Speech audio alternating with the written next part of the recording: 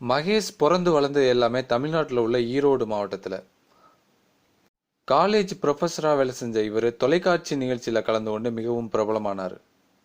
இவருக்கு ஸ்ரீதேவி என்பவரோட திருமணமாகி அவருக்கு ஒரு பெண் குழந்தை இருக்கு. பொதுவாகவே மக்கள் மத்தியில் தொலைக்காட்சி தொகுப்பாளருக்கு என தனி ரசிகர் கூட்டமே உள்ளது. அப்படித்தான் அட்ரா அட்ரா என தன் ட்ரேட்மார்க் வசனத்தால் எல்லோரையும் கவர்ந்தவர் தான் ஈரோடு மகேஷ். ஒரு சிரிப்பு நிகழ்ச்சியில் போட்டியாளராக கலந்து கொண்ட இவர் இன்று அதே நிகழ்ச்சியில் நடுவராகவும் கலக்கி கொண்டு வருகின்றார். இவர் என்னதான் ஸ்டாண்டப் காமெடி செய்து கலக்கினாலும் தனக்கு பேச சொல்லிக் கொடுத்த தன் தாயால் தற்போது நான் பேசுவதை கேட்க முடியாது என வருத்தமாகவும் கூறியுள்ளார்.